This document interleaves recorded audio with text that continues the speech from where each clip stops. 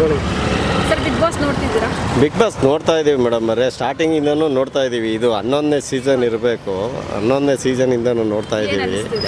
ಇದರಲ್ಲಿ ಒಂದು 2 ಸೀಸನಲ್ಲಿ ಬಡ ಮಕ್ಕಳುಗಳು ಅವ್ರು ಯಾರು ಒಂದು ಇಬ್ಬರಿಗೆ ಬಿಟ್ಟರೆ ಬೇರೆ ಯಾರಿಗೂ ಇಲ್ಲಿ ಬರೀ ಸೆಲೆಬ್ರಿಟಿಗಳ ಮಕ್ಕಳು, ಬರೀ ಫಿಲಿಮ್ ಮಕ್ಕಳುಗಳು, ಸೀರಿಯಲಲ್ಲಿರೋರು, ಈ ಬಂಡವಾಳ ಸಾಯಿಗಳು ಇಂಥವರೇ ಅದರಲ್ಲಿ ಇದ್ದಾರೆ ಹೊರತು ಅದನ್ನು ಮಾಡ್ತಾ ಇರೋ ಉದ್ದೇಶ ಏನಂದರೆ ಮಾಡ್ತಾ ಇದ್ದಾರಲ್ವ, ಅದು ಕೆಲವು ಬಡ ಮಕ್ಕಳುಗಳಿಗೆ, ಯಾರು ದಿನಗೂಲಿ ಮಾಡೋ ಅಂಥವ್ರು, ಈ ಕೆಲವು ಆಟೋ ಡ್ರೈವರ್ಸ್ಗಳು, ಕೆಲವು ಕ್ಯಾಬ್ ಡ್ರೈವರ್ಸ್ ಇದ್ದಾರೆ, ಕಡು ಬಡವಂಥವ್ರನ್ನ ಅದೆಲ್ಲ ಹಾಕಿ ಸ್ಪರ್ಧೆ ಮಾಡಿ ಕರ್ನಾಟಕದ ಜನನ ನೋಡೋ ಥರ ಮಾಡಬೇಕ ಹೊರ್ತು ಇವರು ಸೀರಿಯಲ್ ಅವ್ರನ್ನ ಜನ ಇಷ್ಟಪಡ್ತಾರೆ, ಇರಪ್ಪ ವೋಟ್ ಮಾಡ್ತಾರೆ ಅಂತ ಹೇಳಿ ಈ ಫಿಲಿಮ್ ಲ್ಯಾಂಡಲ್ಲಿರೋ ಅಂಥವ್ರನ್ನ ಕರೆಸ್ಕೊಳ್ಳೋ ಅಂಥದ್ದು, ಈ ಕ್ರಿಕೆಟಲ್ಲಿ ಆಡೋ ಅಂಥ ಕ್ರಿಕೆಟ್ ಮ್ಯಾಚಲ್ಲಿ ತೊಡಗಿಕೊಳ್ಳಿಲ್ವ ಅಂಥವ್ರನ್ನ ಕರೆಸ್ಕೊಳ್ಳೋದು, ಬರೀ ಇದೇ ಆಗ್ತಾಯಿದೆ ಹೊರ್ತು ಇದರಿಂದ ಬಡವ್ರಿಗೆ ಏನು ಯೂಸ್ ಇಲ್ಲ. ಇದು ನೋಡ್ತಾ ಇದ್ದಾರೆ, ಬಡವರು ವೋಟ್ ಮಾಡ್ತಾರೆ, ಚಾನಲ್ಗಳಿಗೆ TRPಗಳಾಗುತ್ತೆ ನೋಡೋದ್ರಿಂದ, ಈ ಥರ ಆಗ್ತಾಯಿದೆಯಾ ಹೊರ್ತು ಇದರಿಂದ ಅಂಥ ಅನುಕೂಲ ಏನು ಅನ್ನಿಸಲ್ಲ. ಮಿಡ್ಲ್ ಕ್ಲಾಸ್ ಫ್ಯಾಮಿಲಿಗೆ ಏನು ಅನಿಸಲ್ಲ ಇದರಲ್ಲಿ. ಈ ಸರಿ ಸೀಸನಲ್ಲಿ ಲಾಯರ್ ಜಗದೀಶು, ಚೈತ್ರಾ ಕುಂದಾಪುರ, ತುಕಾಲಿ ಅವ್ರ ಹೆಂಡತಿ ಮಾನಸ, ಆಮೇಲೆ ಸೀರಿಯಲ್ ಒಂದಿಷ್ಟು ಆ್ಯಕ್ಟರ್ಸ್ಗಳೆಲ್ಲ ಹೋಗಿದ್ದಾರೆ. ನೆನ್ನೆ ಮೊದಲನೇ ದಿನವೇ ಜಗಳ ಆಗಿದೆ ಸರ್, ಏನು ಹೇಳ್ತೀವಿ? ಜಗಳದ ಪ್ರತಿದಿನ ಜಗಳ ಇರುತ್ತೆ ಅಲ್ಲಿ ಬಿಗ್ ಬಾಸಲ್ಲಿ. 90 ಡೇಸ್ ಏನು 100 ದಿನ ಇರುತ್ತೋ 100 ದಿನವೂ ಟಫ್ ಆಗಿರುತ್ತೆ, 100 ದಿನವೂ ಜಗಳ ಆಡ್ತಾರೆ. ಅದೇನು ಹೊಸ್ತೇನಿಲ್ಲ. ಈಗೇನು ಈಗ 11ನೇ ಸೀಸನ್ನಲ್ಲೇ ಜಗಳ ಅಂತಿಲ್ಲ, ಸ್ಟಾರ್ಟಿಂಗಿಂದು ಜಗಳ, ಕಿತ್ತಾಟ, ಹೊಡೆದಾಟ, ಒಬ್ರಿಗೊಬ್ರಿಗೆ ವೈಮನ್ಸು ಎಲ್ಲ ಇದಿದೆ ಇದು. ಬಟ್ ಏನಂದರೆ ಇದರಲ್ಲಿ ಯಾರಾದರೂ ಬಡ ತಂದೆಯಲ್ಲಿರೋ ಅಂಥವ್ರನ್ನ ಸ್ಪರ್ಧಿಗಳು ಮಾಡಿ ಅಲ್ಲಿ ಆಡಿಸಿ ಆ ಮನೆಗೊಂದು ನೆರವಾಗೋ ಥರ ಮಾಡಬೇಕ ಹೊರ್ತು ಅದನ್ನೇ ಕರ್ನಾಟಕ ಜನ ನೋಡ್ತಾರಲ್ಲ, ನೋಡಲ್ವಾ ಬಡವರಾದ್ರೆ. ಈಗ ನೋಡಿ, ಹಿಂದೆ ಎಲ್ಲ ಹಳ್ಳಿಯಿಂದ ಪ್ಯಾಟೆಗೆ ಬಂದ ಅಂತ ಮಾಡಿದ್ರು. ಆ ಹುಡುಗ ಯಾರೋ ಕಡು ಬಡವರು ಇದ್ದವನು, ರಾಜೇಶ್ ಅನ್ನೋ ಅಂಥವನು ಸ್ಪರ್ಧೆ ಮಾಡ್ದ. ಆ ಸ್ಪರ್ಧೆ ಮಾಡಿದಾಗ ನೋಡಿ ಆ ಮನೆಗೆ ಒಂದು ನೆರವು ಆಯಿತು. ಏನೋ ಪಾಪ ಅವ್ರ ಅದೃಷ್ಟ ಚೆನ್ನಾಗಿರ್ಲಿಲ್ವೇನೋ, ಅವನ ಹಣೆ ಬರ ತೀರೋಗ್ಬಿಟ್ಟ ಪಾಪ. ನೋಡಿ ಅಂಥವ್ರನ್ನ ತೋರಿಸ್ಬೇಕು.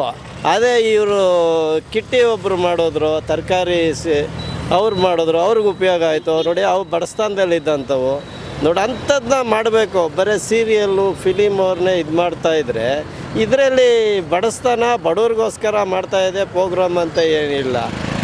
ಏನೋ ಒಂದು ಪ್ರೋಗ್ರಾಮ್ ಮಾಡಬೇಕು, ಐಷಾರಾಮಿದು ಮಾಡ್ತಾಯಿದ್ದೀವಿ ಅನ್ನೋ ಲೆಕ್ಕಾಚಾರ ಇದು ಅನಿಸುತ್ತೆ ನಮಗೆ. ಸ್ಕ್ರಿಪ್ಟೆಡು ಅಂತ ಹೇಳ್ತಾ ಇರ್ತಾರೆ ತುಂಬ ಜನ, ನಿಮ್ಗೇನು ಅನಿಸುತ್ತೆ? ಇದೆಲ್ಲ ಒಬ್ಬೊಬ್ರು ಒಂದೊಂಥರ ಇದು ಮಾಡ್ತಾರೆ ಮೇಡಮ್ ಅವರೇ. ಸ್ಕ್ರಿಪ್ಟೆಡ್ ಅನ್ನೋದಕ್ಕಿಂತ ಇದು ಅದೇ ನಾನು ಹೇಳೋದ್ನಲ್ಲ, ಯಾವುದೇ ಒಂದು ಸ್ಪರ್ಧೆ ಯಾವುದೇ ಒಂದು ಇದು ಮಾಡ್ತು ಬಡ ಮಕ್ಕಳು ಈಗ ಆಲ್ರೆಡಿ ವಿಲೇಜ್ಗಳಲ್ಲಿದ್ದಾರೆ, ಕಡು ಬಡತನ ಇದೆ, ಕಿತ್ತು ತಿಂತಾ ಇದೆ ಬಡತನ ಅನ್ನೋದು. ಅದ್ರ ಬಗ್ಗೆ ಯಾರು ಕಿಂಚಿತ್ತೂ ಕೂಡ ಇಲ್ಲ ನೋಡಿ. ಈ ಥರದ್ದೆಲ್ಲ ಮಾಡಿದ್ರೆ ಸಾರ್ವಜನಿಕ ವಲಯದಲ್ಲಿ ತೊಡಿಕೊಂಡವರು, ಸಾರ್ವಜನಿಕರಲ್ಲಿ ಗುರುತಿಸ್ಕೊಂಡಿರೋರು ನೋಡಿ ಈ ಥರ ಕೆಲಸಗಳು ಮಾಡಬೇಕು. ಯಾಕೆಂದರೆ ಒಂದು 50-60% ಬಡತನದಲ್ಲೇ ನರಳ್ತಾ ಇದ್ದಾರೆ. ಜೀವನನೇ ಮಾಡೋದೇ ಕಷ್ಟ ಆಗಿಬಿಟ್ಟಿದೆ. ಅದರಲ್ಲೂ ನೋಡಿ, ಎಸ್ಪೆಷಲಿ ನಾವು ಡೈಲಿ 200-300 ಸಂಪಾದನೆ ಮಾಡೋದು ಹೆಂಗಪ್ಪ ಹೆಂಡತಿ ಮಕ್ಕಳು ಸಾಕೋದು ಅನ್ನೋ ಹಂಗೆ ಆಗ್ಬಿಟ್ಟಿದೆ. ಲೋನೇ ಕಟ್ಟೋಣ, ಈ ಹೆಂಡತಿ ಮಕ್ಕಳನ್ನೇ ಸಾಕೋಣ, ಈ ಟ್ರಾಫಿಕಲ್ಲಿ 3 ತಿಂಗಳಾಗಿದೆ ನಾವು ಕರೆಕ್ಟಾಗಿ ಸಂಪಾದನೆ ಅನ್ನೋ ಲೆಕ್ಕ. ಅದರಲ್ಲೂ ಈ ಓಲಾ, ಊಬರ್, ರ್ಯಾಪಿಡೋ ನೋಡಿ, ನನ್ನ ಮೊಬೈಲಲ್ಲಿ ಒಂದಿದೆ, ಎಲ್ಲೋ ಬೋರ್ಡ್ಗಳು 2 ವೀಲರಲ್ಲಿ ಬಾಡಿಗೆ ಕೊಟ್ಕೊಂಡು ನಮ್ಮ ಜೀವನನ ನರ್ಕ ಮಾಡಿಬಿಟ್ಟಿದೆ. ಇರೋದ ಸತ್ತೋಗ್ಬಿಡೋದ ಅನಿಸ್ಬಿಟ್ಟಿದೆ ನಮಗೇನೆ. ಜೀವನ ಅಷ್ಟು ಜಿಗುಂಸೆ. ವೈಟ್ ಬೋರ್ಡಲ್ಲಿ ಗಾಡಿ ಓಡಿಸ್ತಾರೆ. ಕಾನೂನಲ್ಲಿ ಈ ಸಾರಿಗೆ ಮಂತ್ರಿಗೆ ಅಷ್ಟು ಜವಾಬ್ದಾರಿ ಇದೆಯೋ ಇಲ್ವೋ ಗೊತ್ತಿಲ್ಲ. ವೈಟ್ ಬೋರ್ಡಲ್ಲಿ ಹೆಣ್ಮಕ್ಳುಗಳು ಕುಂಡಿಸ್ಕೊಂಡು ಅವ್ರಿಗೇನಾರು ಹೆಚ್ಚು ಕಮ್ಮಿ ಆಗ್ಬಿಟ್ರೆ ಯಾರು ಜವಾಬ್ದಾರರು? ಬಾಡಿಗೆ, ಇವ್ರಿಗೆ ಕಮಿಷನ್ನು, ಕೋಟ್ಯಾಂತರ ರೂಪಾಯಿ ದುಡ್ಡು ತೊಗೊತಾರೆ ನೋಡಿ. ಬೆಂಗಳೂರು ಮಹಾನಗರದಲ್ಲಿ IMA ಆಗ್ತಿಲ್ಲ, ಅದು ಇಲ್ಲಕ್ಕೆ ಇಲ್ಲ.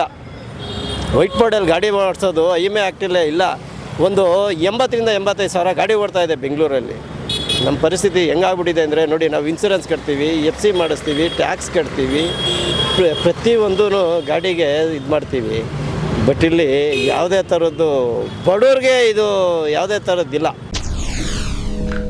SSTV ಸಿನಿಮಾ ಜಗತ್ತಿನ ಕ್ಷಣ ಕ್ಷಣದ ಸುದ್ದಿಯೊಂದಿಗೆ.